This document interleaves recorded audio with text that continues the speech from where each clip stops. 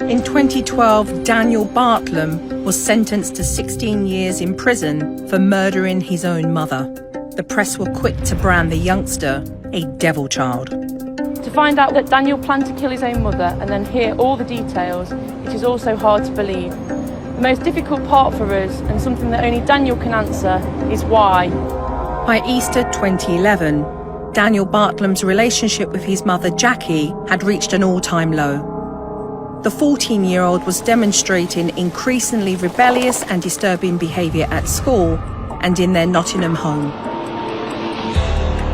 He was obsessed with violent films and focused much of his anger towards his mum. We don't know why, whether it was revenge for ruining his life or whether he blamed her for the divorce. We have no idea why she was the target for his unhappiness. But we know that the murder of his mother was premeditated and planned. And where he got those plans from was the media. In the early hours of the morning of Tuesday, the 26th of April 2011, the Bartlam's neighbours awoke to a house fire.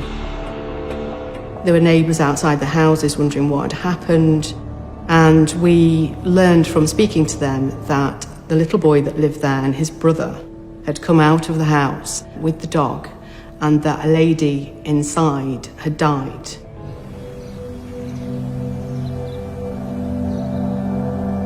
Once we'd actually got the area of origin into the room itself, what we would then do is try and narrow down, try and work back as close as we could. In this particular instance, we came to the conclusion quite early on that the seat of the fire itself was on or around the actual body, which was lying on the floor. The badly burned body of Jacqui Bartlam was recovered and taken for a post-mortem. Her partner Simon rushed back to Nottingham from Yorkshire, where he'd been working. Later on that day again, going into the evening time, obviously then got told a body had been found in the fire. And once I'd heard that, all I knew was that in my own mind it had something to do with Daniel. I didn't for 1 minute think that he'd done what he'd done. What are you feeling at the moment? You just sort of get transported into this place where you don't know, you can't believe what's going on. All I knew was Jacqui was dead and there'd been a fire, but I didn't know obviously the other bits regarding what he'd actually done. Daniel's initial account was that he'd got up in the middle of the night to use the toilet. He'd found himself confronted with a masked man who'd thrown a hammer at him and fled. And he then saw that his mother had been attacked in her bedroom and that the bedroom was on fire. And he panicked, and that he left the house with his younger brother and the dog, but that his mother was inside as the house burnt. And I think it was a relatively short time, just a matter of a few hours in this particular case, when the officers that were dealing started to think, well, things aren't adding up here, and we're not absolutely sure that he's telling us exactly what happened. Just 2 days after the tragic house fire on Georgia Drive, the police arrested Daniel on suspicion of murdering Jacqui, his own mother. I didn't know the facts of how she was killed. But sadly, and I still feel this, I wasn't surprised that Daniel had been involved. I wasn't surprised at all. It was something that I was expecting to hear, but obviously not to the point of what I later found out, but I wasn't surprised. Forensic searches of the home unearthed not one, but 2 hammers at the crime scene. There was one hammer which was a claw hammer, which examination of Jacqui's body proved was the murder weapon, but there was also a kind of a club hammer that it transpired that Daniel had thrown in there to sort of be a red herring, if you like, or to be a supposed murder weapon. But there was one particularly damning piece of evidence found in Daniel's bedroom, which made it all too easy to believe he was capable of murder.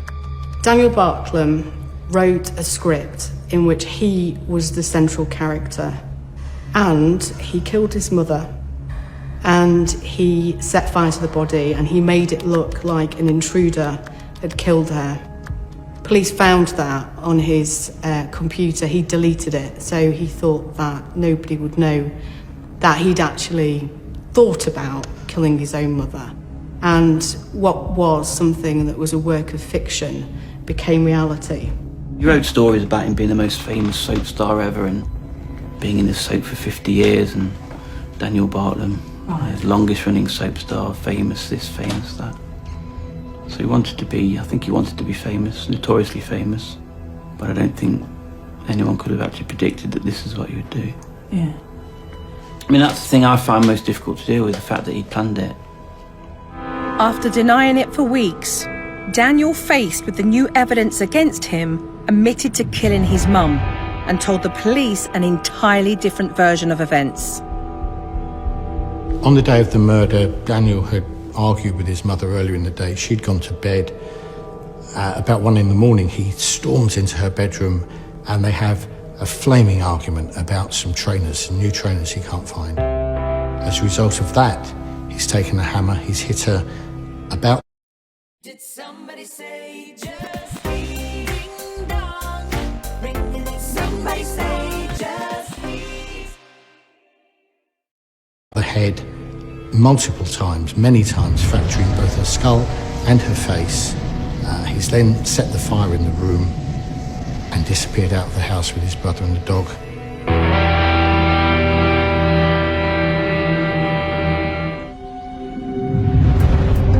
On the 4th of October 2011, Daniel Bartlam pleaded not guilty to the murder of his mother, Jacqui. Despite having bludgeoned her to death with a hammer, the 14-year-old claimed that he had been provoked.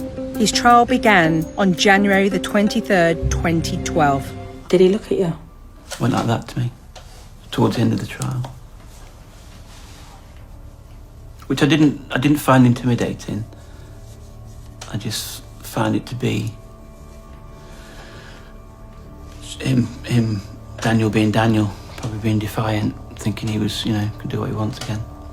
He would look down a lot, he would put his head in his hands a lot, but not because he was remorseful for what he did. His head was in his hands, but peeping through, like you'd do with a little kid, Make a face at them around the back of your hands and they'd make them laugh. He was head down, but then trying to look through to see who was watching him. All, in my opinion, it was all for show. No remorse, no crying, no nothing. It was just, can't be bothered with this sort of thing. After 2 weeks, the jury reached a decision. Daniel was guilty. On April the 2nd, 2012, Daniel was sentenced to life imprisonment. He'll serve a minimum of 16 years. But this so-called devil child could be out before he's 30, with most of his life ahead of him.